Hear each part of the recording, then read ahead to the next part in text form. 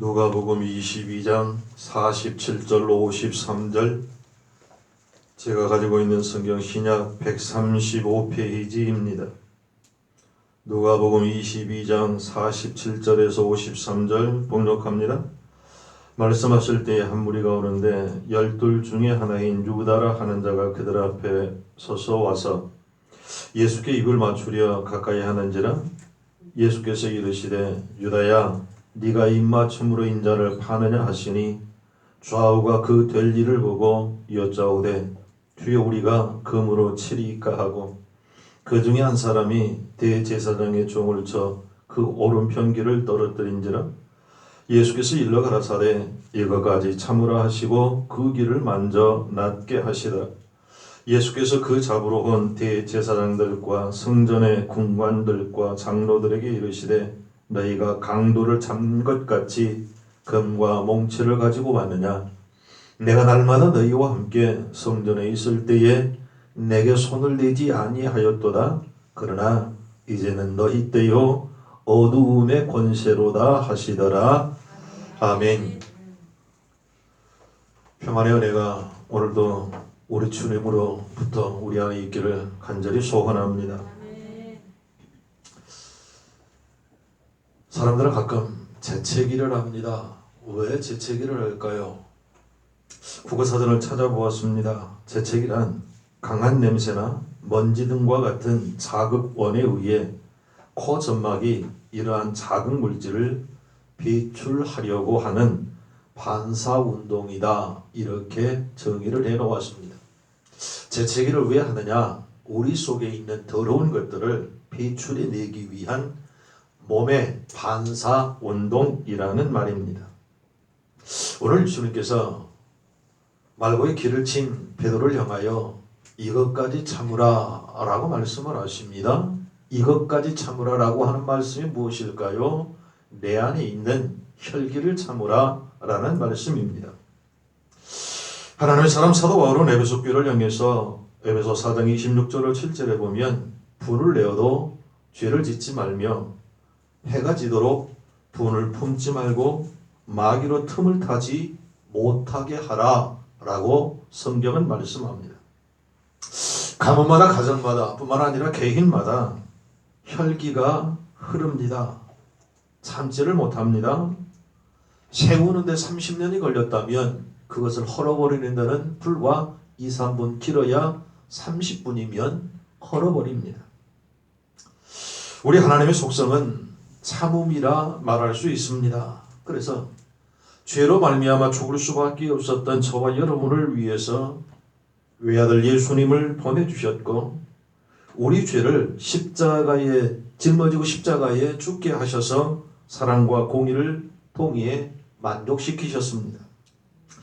예수님 십자가에 못 박혀 돌아가시기 전날 밤 겟세마네 동산에서 땀방울이 핏방울이 되도록 기도하실 때 예수님을 잡아 죽이려고 하는 자들이 예수님이 기도하는 그 동산에 손에 금과 몽치를 들고 몰려들었습니다.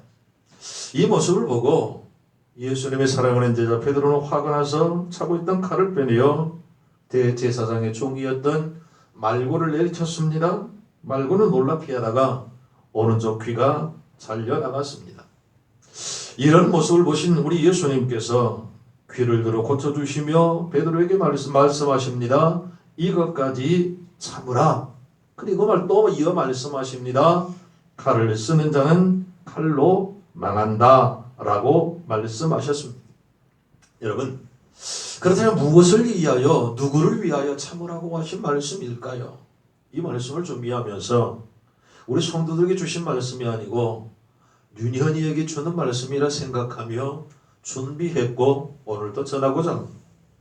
무엇을 위하여 누구를 위하여 참으라는 말씀일까요? 첫째, 너 자신을 위하여 혈기를 부리지 말라라고 하는 말씀이었습니다. 예수님께서 이것까지 참으라고 하신 말씀은 바로 혈기를 부리는 나 자신을 위하여 너 자신을 위하여 참으라는 말씀입니다. 여러분, 혈기를 부리면 가장 손해보는 사람이 누구일까요? 바로 나 자신입니다. 혈기를 부리면 몸에 열이 생기게 되고, 그래서 화가 난 사람들은 뭐라고 하나요? 아, 나 열받네. 어이, 나 열받게 좀 하지 말어. 그 말을 왜 한가요? 화가 나면, 혈기가 나면 몸에 열이 날 수밖에 없고, 열이 생기면 풍이 생긴다는 사실을 기억해야 합니다. 그 옛날 히로시마에 원자폭탄이 터졌습니다. 심한 열로 순간적인 폭풍이 불었습니다. 폭탄과 파편쯤이야 얼마 가지 않아 떨어지면 끝납니다. 그런데 그 열로 인한 폭풍은 수십만 명을 날아가게 했고 죽었습니다. 부상을 당하게 했습니다. 이것은 어쩌면 우리의 몸에도 적용된다라고 말을 합니다. 혈기를 부리면 열이 생기고, 열이 생기면 풍이 생기는데 이것을 중풍이라고 말한답니다. 그래서 혈기는 저와 여러분의 몸을, 혈기를 부리는 그 자신의 몸의 건강을 해치는 무서운 적입니다. 가끔 그런 말을 하기도 하고 듣기도 하죠. 아, 우라통이 터질라고 하네. 나 우라통이 터져서 못 살겠다라고 말을 합니다. 무슨 말인가요? 혈기를 부리면, 열을 내면 무언가가 터진다는 말입니다. 핏줄이 터집니다. 뇌로 가는 핏줄이 터지면 뇌졸중입니다. 우리 몸에 무엇인가 터진다라고 스스로 말을 합니다. 혈기를 부리면 부신에서 혈압을 올리는 물질이 분비되는데, 이 부신은 우리 심장 양측 위에 삼각형 모양으로 자리 잡고 있는 호르몬 생성 기관이라고 합니다. 거기에서 혈관을 수축시키기도 하고 혈압을 상승시키기도 하는데, 무게는 약 5g의, 크기는 3에서 5cm밖에 되지 않는 작은 것이지만, 여기에서 호르몬이 생성이 되는데 열을 내면, 혈압을 올리면 그 혈압을 통해서 핏줄기, 우리의 그 혈관 속에 피가 한꺼번에 쏠리게 되고, 그것을 해소하지 못하면 결국 약한 부분이 터지게 됩니다. 중풍이 될 확률이 많다는 말입니다. 분노를 말하면 동맥경화를 일으키기 쉽다라고 의사들은 말을 합니다. 이런 시험을 하였답니다. 사람을 아주 약을 바짝 빠져 올려가지고 혈기가 크게 달했을 때에 기관을 통해서 그 사람의 숨을 내뿜게 했습니다. 그래서 거기에서 액체로 공기를 냉각시키면 갈색 침전물이 생기는데, 한 사람에게서 나온 그 침전물이 80명 정도의 건강을 해칠 독소가 있다는 사실을 발견하였습니다. 여러분 생각해 보십시오. 내 몸에서 혈기가 나고 화가 나가지고 그 호흡 속에서 80명에게 건강을 해칠 만한 독이 있는데, 그것이 내 안에 있다고 생각하면 그것이 무슨 병이 될까요? 화병이라고 말을 합니다. 하버드 의대의 개념 교수는 혈기를 부리면 화날 때에 인체에서 벌어지는 현상들을 이렇게 이야기해 놓았습니다. 호흡이 거칠어지고 심장이 빨리 뛰고 혈압이 오르고, 위와 창자로부터 심장 근육 중추 신경으로 옮겨가고, 소화작용이 멈추고 간에 비축되어 있던 당이 배출이 되고, 혈기를 내면 육신과 정신이 병들 수밖에 없다라고 말입니다. 그런데 여러분, 살아가다 보면 화나는 일이 왜 없을까요? 천지죠. 눈만 감았다 뜨면 화날 일 아닌가요? 뉴스를 틀어도 웃음 좋게, 기분 좋게 웃을 일이 얼마나 있나요? 화날 일밖에 없어요. 그러나 오늘 성경은 분노가 치밀더라도 빨리 가라앉혀라 라고 말씀을 하십니다. 우리 예수님께서도 33년을 사시면서 화내신 적이 있습니다. 그러나 그 화를 오래 품지 않았습니다. 그래서 바울은 말합니다. 에베소 4장 26절 7절 분을 내어도 죄짓지 말라. 해가 지도록 분을 품지 말고 마귀로 틈을 타지 못하게 하라. 할렐루야. 성도 여러분, 혈기는 건강의 가장 큰 적입니다. 결코 혈기를 부리지 않도록 하여야 합니다. 혈기가 날지라도 분노를 속히 해소하는 것이 가장 큽니다. 분노는 남을 죽이기 전에 자기 세포부터 파괴시킨다는 사실을 우리는 꼭 기억해야 합니다. 시편 90편 10절 말씀에 보면, 우리의 연수가 70이요 강건하면 80이라도 그 연수의 자랑은 수고와 슬픔뿐이요 속히 가니 우리가 날아가나이다 라고 성경을 말씀합니다. 모세 시대 때에도 70에서 80살을 살았습니다. 그 시대에 모세는 몇 살 살았나요? 120년을 살았습니다. 그런데 지구상에서 가장 장수하는 마을을 찾아보았더니 히말라야 산속에 있는 훈자라고 하는 마을이었습니다. 그들의 평균 수명은 120세였습니다. 훈자 마을 사람들과 모세가 네 가지의 공통점을 발견할 수 있었는데 그 하나가 일용할 양식으로 만족하며 욕심을 결코 부리지 않았습니다. 있는 것에 족할 줄 알고 늘 평안함을 유지하였습니다. 둘째, 물을 반석에서 빼내 마셨습니다. 좋은 물은 우리 몸에 양약과 같다라고 말을 합니다. 셋째, 걸어 다녔습니다. 모세도 40년 광야 생활뿐만 아니라 그의 평생을 걸어 다녔습니다. 훈자 마을 사람들도 워낙 오지이기 때문에 차로 갈 수 없습니다. 오직 걸어 다녔습니다. 그래서 그 뒤에다가 가로 열고 등산은 최고의 운동입니다 라고 적어 놓았습니다. 넷째, 온유하였습니다. 모세는 온 지면의 모든 사람들보다 그 온유함이 승하다라고 민수기 12장 3절 성경은 모세의 성품을 말을 합니다. 훈자 마을 사람들도 늘 온유하였습니다. 부드러운 사람이 오래 산다는 말입니다. 묻습니다. 호랑이와 거북이 둘 중에 누가 오래 산가요? 얼른 얘기하면 호랑이가 이길 것 같지만 호랑이는 길어야 20-30년입니다. 그런데 거북이는 몇 년 사나요? 300년 이상을 삽니다. 부드러워야 오래 산다는 말입니다. 참는 사람이, 참을 줄 아는 사람이, 분을 품지 않는 사람이 오래 산다는 말입니다. 성경에 보면 아브라함과 그의 조카 롯이 그렇습니다. 짐승들이 많아지자 목초를 가지고 종들이 싸우기를 시작합니다. 그런데 이 어린 조카는 건방졌습니다. 어른 아브라함에게 순종하거나 삼촌이었던 그 아브라함에게 먼저 선택의 길을 주어야 했음에도 불구하고 먼저 좋은 땅을 가지려고 종들을 시켜 싸움을 합니다. 그때 아브라함은 말을 합니다. 창세기 13장 9절 말씀에 네 앞에 온 땅이 있지 아니하냐? 나를 떠나라. 네가 좌하면 나는 우하고 네가 우하면 나는 좌하리라.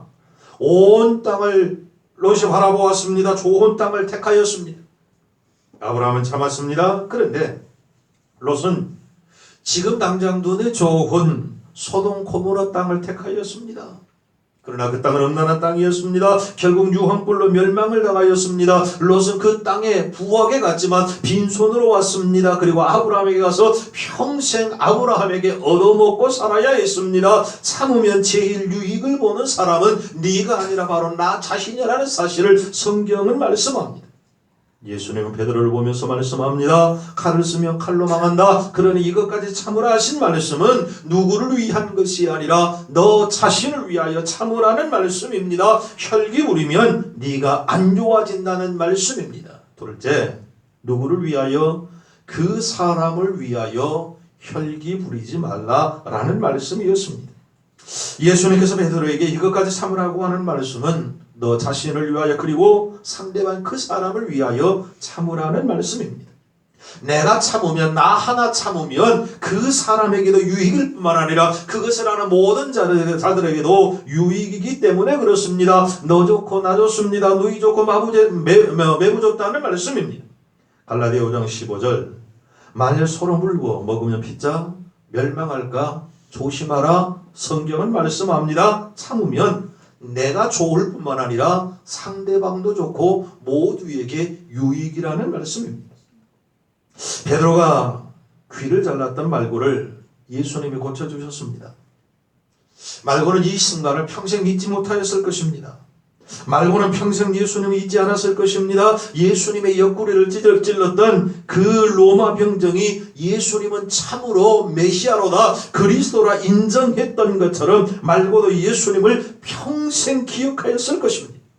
이후로 말고가 어떻게 되었는지 성경은 전혀 말하지 않습니다. 그러나 분명한 사실은 그는 삶에 있어서 예수님을 욕하지 않았을 것이고 예수님을 욕하지 않았을 뿐만 아니라 생명의 은인이여 자기의 귀를 고쳐주셨던 전지전능하신 분인 것을 인정하며 살았을 것입니다. 예수님이 이것까지 참으라고 하신 말씀 바로 그런 의미가 아닐까요? 어느 날 영국의 웰링턴 제독이 자기 병사 가운데 골칫덩어리가 하나 있었습니다. 구제불능이었습니다. 하는 수 없이 그를 사형을 언도하였습니다. 그리고 마지막 순간에 웰링턴 제독이 그를 불러놓고 이렇게 이야기합니다. 나는 너를 가르치려 했다. 그러나 너는 그 가르침을 받지 않았고 다시 너를 징계하여 고치려 했지만 너는 그 징계로도 네 삶을 돌이키지 못했다. 그리고 내가 너를 감옥에 가두기까지 했지만 너는 끝까지 반성하지 않았다. 이제 할 수 있는 건 오직 하나밖에 없다. 너를 사형시키는 것이다.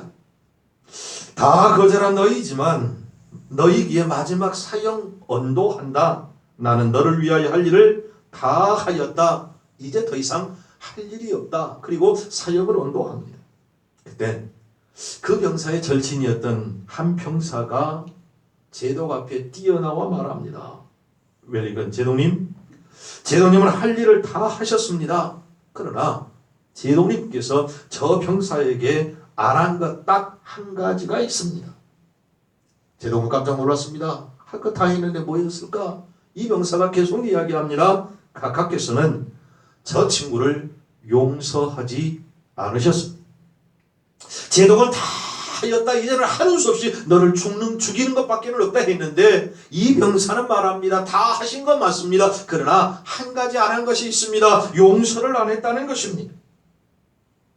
이 친구의 말을 들은 제독은 마음의 감동을 받아서 그 자리에서 사형을 취소하고 용서를 합니다. 용서한다. 내가 아무런 조건 없이 너를 용서한다. 그런데 용서받은 그 다음부터 이 병사는 완전히 180도 달라져 새 사람이 되었다는 사실입니다. 화가 날 때 혈기를 부르지 않고 용서한 것이 결국은 한 병사를 새 사람으로 만들었다는 놀라운 이야기입니다. 마태복음 18장 35절 너희는 각각 중심으로 형제를 용서하지 아니하면 내 천부께서도 너희에게 이와 같이 하시리라 성경은 말씀합니다. 그렇습니다. 혈기를 부리지 않고 참으면 나만 좋은 것이 아니라 상대방 너도 좋고 모두에게 평안이 있음을 믿으시기 바랍니다. 마지막 셋째, 예수님을 위하여 혈기를 부리지 말라는 말씀이었습니다. 예수님께서 베드로에게 이것까지 참으라고 하는 말씀은 너를 위하여 그리고 그 상대방을 위하여 주님을 위하여 참으라는 말씀입니다. 여러분, 만일 베드로가 참지 못하고 말고를 귀가 아닌 칼로 죽였다고 하면 순간적으로 제자들과 무리들 사이에 어떤 일이 일어났을까? 뻔한 것 아닌가요? 전쟁이 일어났을 것입니다. 예수님을 잡으러 온 이들은 오늘 성경에 보니까 대제사장들, 성전의 군관들, 장로들이라고 52절에 분명하게 말씀합니다. 여러분, 이 군관들과 11명의 제자들의 싸우면 누가 이길까요? 이 군관들은 훈련받은 자들이요 가르치는 자들인 병사가 아닙니다. 군관입니다. 지도자들입니다. 병사들을 가리키고 훈련시키는 자들입니다. 얼마나 많은 훈련을 하였을까요? 그리고 그들의 손에는 칼과 몽치가 들려 있습니다. 11명과 그들과의 싸움이 있다면 뻔한 건 아닌가요? 순식간에 예수님의 제자들은 그 자리에서 살해를 당하고 말 것입니다. 그러면 예수님의 제자들이 다 죽어버리면 우리 예수님께서 3년 6개월 동안 그 제자들을 가리킨 이유가 무엇이었는가요? 예수님이 십자가에 못 박혀 달려 돌아가시고 난 다음에 그리스도의 생명의 복음을 전할 자들이 누구였나요? 11명의 제자밖에 없지 않습니까? 그런데 그들이 그 자리에서 죽어버리는 건 예수님의 의도가 아니었습니다. 성도 여러분, 한 번의 화를 참지 못하면 3년의 그 공들였던 모든 것들이 허물어지는 순간이었습니다. 예수님께서는 말씀합니다. 이것까지 참으라. 누구를 위하여? 예수님을 위하여, 하나님의 영광을 위하여 참으라는 말씀들이었습니다. 인천 화덕교회 박이서 목사님의 간증을 읽었습니다. 어느 한 가정에 신방을 가서 예배를 드리는데 그 가정은 남편의 핍박이 굉장히 심했던 모양입니다. 남편이 없는 틈을 타서 가정 예배를 드리는데 이게 웬일입니까? 술을 거나하게 잡수신 남편님께서 오시던 중에 찬송 소리를 듣고 술김에 화가 얼마나 났던지 화장실 변소에 쳐들어가서, 그 당시엔 푸세 시간이었어요. 제대시 똥바가지가 똥을 파가지고 방에 문을 열고 들어가니까 마침 찬송이 끝나고 기도 왔는데 참지 못하고 목사님 얼굴에다 그냥 똥바가지를 타버렸어요. 그리고는 소리를 지르고 쫓아나간다. 참 대단한 목사님이다. 박이선 목사님이 참 대단하신 분이다. 나 같으면 기도가 어디 있어요? 벌떡 일어나서 야 날 쳤을 텐데 꾹 참고 그 냄새, 그 오물투성이에서 기도를 마치고 예배를 마친 다음에, 그리고는 나가서 보니까 분을 삭히지 못하고 한 구석장에서 씩씩거리고 앉아있는 그의 손을 잡고 기도해 주었답니다. 그런데 여러분, 그 참음이 후에 그가 예수님을 영접하여 그 교회에 훌륭한 장로님이 되었고, 그에 따른 목사님의 사모가 되어서 교회를 잘 섬긴다는 사실입니다. 성도 여러분, 참으면 하나님께 영광입니다. 참으면 나 자신에게 좋을 뿐만 아니라 그에게 좋고 가장 유익한 것은 하나님의 영광을 들추어낸다는 사실을 믿으시기 바랍니다. 오래 참음 중에 가장 인상 깊은 이야기가 있어 얘기하고 싶습니다. 오래된 이야기입니다. 이름도 모르고 어디에서 들었는지 기억하지 못하지만 내 마음속 한구석에 이 말씀을 준비하면서 마치 김이 모락모락 나오듯이 생각나는 것이 있어 소개합니다. 어느 농촌교회에서 일어난 사건입니다. 그게 여집사님이 참 잘생겼던 모양이에요. 교회 이웃에 있는 남자와 바람이 나서 아이를 가졌습니다. 그 사실을 남편이 알았습니다. 좋아하는 남편이 어디 있을까요? 아내를 추궁을 합니다. 누구 아이냐? 그러자 이 여집사님이 사실대로 얘기할 수가 없어서 목사님에게 강간을 당하였다고 이실직고 아닌 이야기를 하였습니다. 난리가 났습니다. 한순간에 교회가 아수라장이 되었고 목사님은 쫓겨나게 되었고 모두가 다 실망 그 자체였습니다. 그런데 이 목사님 아무런 말씀을 하시지 않는 겁니다. 쫓겨나서 누가 그 목사님에게 단칸방이라도 내어줄 수 있을까요? 한귀퉁에다 운막을 짓고 혼자 삽니다. 10달이 지나서 아이가 나니까 그 남편이, 집사님의 남편이 아이를 핏덩어리를 들고 목사님이 훅 던져놓고 가버립니다. 그 모습을 보고 사모님은 나는 도저히 그 아이를 키울 수 없다. 고아원에 맡기든지 죽이든지 당신 마음대로 해라. 사모님도 떠났습니다. 그런데 이 목사님은 왜 할 말이 없었을까요? 하고 싶은 말이 없었을까요? 왜 변명하지 않았을까요? 이런 방구 말을 하지 않고 그 핏덩어리를 안고 동냥젖을 먹이면서 주일이면 그 교회에 나가 꼬박꼬박 예배합니다. 누가 좋아했을까요? 보고 싶은 사람 누가 있었을까요? 교회에서 난리가 납니다. 제발 우리 교회에 나오지 말고 다른 교회로 가든지 다른 동네로 가든지 다른 지역으로 떠나라고 이야기합니다. 그래도 말하지 않습니다. 쫓아내면 문 밖에 서서 예배를 드리고 그리고 갑니다. 동네 사람들은 너무나 철면피여 너무나 뻔뻔하다고 말합니다. 어떻게 저런 사람이 목사일 수 있느냐라고 악담에 험담을 합니다. 누가 뭘 하더니 목사님 묵묵히 살았습니다. 그렇게 수년이 지났을 때에 진실은 반드시 밝혀진다는 것 우리가 너무나 잘 알지 않습니까? 목사님의 그런 모습을 보고 상대 남자가 견디다 못하여 결국 자백을 하였습니다. 그래서 모든 일이 백일하에 드러나게 됩니다. 남자도 회개하고 여자 집사도 회개하고 사모님도 회개하고 온 교회 성도들도 회개하고 동네 모든 사람들이 울고불고 야단이었습니다. 목사님을 다시 그 교회에 모시게 되었고 그 마을에서는 목사님을 성자처럼 대우했다는 이야기였습니다. 정말 대단하신 분입니다. 조그만 자존심 상하여도 못 참는 세상 가운데 그런 분이 어디 있을까요? 성도 여러분, 혈기를 부리지 않으니까 나도 괴롭고 너도, 나는 괴로울지라도 나는 조금 힘이 들지라도 너도 좋고 나도 좋고 그도 좋고 하나님이 영광을 받으시더라는 말입니다. 결혼의 말씀을 드리고 이 말씀을 맺습니다.